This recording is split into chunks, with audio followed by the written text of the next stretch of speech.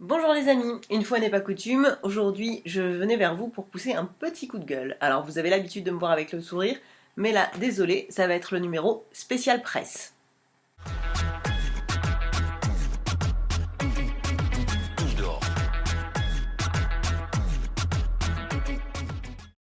Pousser un coup de gueule au sujet de la presse, c'est quelque chose qui me met pas de très bonne humeur. Pourquoi? Spécialement parce que j'ai un amour démesuré pour le journalisme et en particulier pour le photojournalisme. Certains d'entre vous le savent déjà, je suis la candidate de la France Insoumise sur la 10e circonscription de la Gironde. Mais je ne suis pas que ça, évidemment.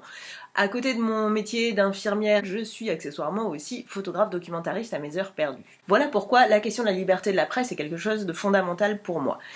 Une des choses qui a fait que j'ai adhéré au programme de la France Insoumise, c'est notamment le livret thématique pour la liberté de la presse, qui est probablement l'un des premiers livrets sur lesquels je suis tombée quand j'ai commencé à creuser le programme de l'avenir en commun.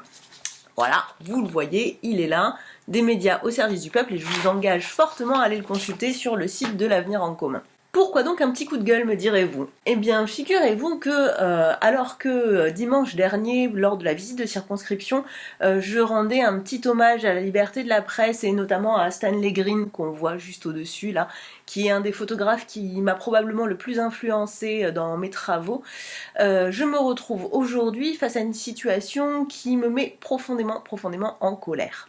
Petit retour en arrière, il y a quelques jours, en tractant sur un marché, un de mes camarades rencontre un autre candidat aux élections législatives sur la circonscription. Ce dernier nous apprend de manière informelle qu'un débat est prévu chez France 3, nos amis de France 3 Aquitaine, où sont invités 4 candidats. Le député sortant, ce qui semble évident, le candidat LR, qui est le candidat qui a exercé le mandat de député pendant les 2 législatures précédemment à notre député sortant, mais également sur les 3 autres fauteuils, la candidate FN et le candidat PS qui a fait 6%, un petit peu comme partout en France. Mais par contre, pas d'insoumis, voilà. Alors que nous sommes sur la circonscription, la 3e force politique, pendant ce premier tour des élections présidentielles, nous ne sommes pas conviés à ce débat. Mystère. Ma directrice de campagne décroche alors son téléphone, réussit à obtenir les coordonnées de France 3 pour essayer de savoir pourquoi, qu'est-ce qui s'est passé, est-ce qu'ils n'avaient pas nos coordonnées, voilà, est-ce qu'ils nous avaient oubliés, est-ce que... Et là, à ma grande stupéfaction, réponse de la chaîne, désolé, nous n'avons que 4 chaises sur le plateau. 4 chaises sur le plateau. Bon, d'accord, ok. Je vois pas le rapport. Sur le moment, je vous avoue que ça m'a mis un petit peu en colère. En termes d'équité, de droit d'accès à l'information et à la représentation publique, j'étais un petit peu crispée. Bon, mais ça aurait pu passer. Il se trouve que dans la même journée, une autre journaliste de la même chaîne m'a contactée pour faire un reportage sur notre candidature. Donc, au final, ça s'est un petit peu tassé. Sauf que, il se trouve que dans la même journée, nous avons appris par une autre voie détournée qu'il y avait également France Bleu, qui organisait un débat le 7 juin prochain sur notre circonscription, qui allait à la rencontre des candidats, et nous n'étions pas conviés non plus. Voilà. 2 fois dans la même journée, c'est un petit peu compliqué. Le tiraillement, il est donc là. Je suis la première à monter au créneau pour défendre le statut des journalistes, pour qu'ils aient des conditions de travail décentes, qu'ils ne se retrouvent pas en difficulté et en danger, comme on a pu le voir l'année dernière lors des manifestations contre la loi travail, où de nombreux journalistes ont été blessés dans le cadre de leur profession, où certains se sont retrouvés en garde à vue, et on l'a encore vu récemment pendant le premier tour de la présidentielle, où Jacob Christ s'est retrouvé en garde à vue alors qu'il couvrait l'intervention des Femen à Hénin-Beaumont. Voilà, des sujets comme ça, le classement en 45e position du classement sur la liberté de la presse RSF l'année dernière de la France, moi ça me met hors de moi. Mais quand on voit que 90% de la presse papier reste aux mains de 10 milliardaires, que la concentration des médias et les conflits d'intérêts y sont monnaie courante, et que dans le cadre de ma campagne pour les élections législatives pour la France Insoumise, on se retrouve avec des bâtons dans les roues et que nous n'avons pas le droit au même traitement que les autres partis politiques, j'avoue que ça me met un peu en colère, ouais. Alors désolé les copains, hein, c'est pas dans mon habitude, vous savez d'habitude j'ai toujours la banane jusque là, mais là il fallait que je vous en parle.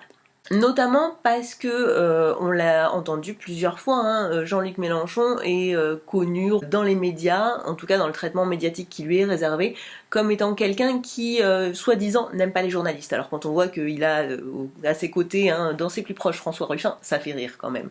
Pour quelqu'un qui aime pas les journalistes, il en a un qui est vraiment pas loin de lui. Tout ça pour dire qu'il faut que l'on prenne garde à ne pas se tromper de combat. Je pense que le combat, il faut vraiment qu'on le mette sur l'urgence de légiférer sur la protection des sources, sur la lutte contre la concentration des médias, hein, c'est vraiment le problème principal, qui pourra se résoudre uniquement par retravailler sur la répartition des aides publiques à la presse et pour le fait de lutter contre les procédures abusives à l'égard des journalistes. Voilà. Protégeons nos journalistes, on a besoin d'eux, ils font un travail essentiel et ils le font bien pour la grande majorité d'entre eux.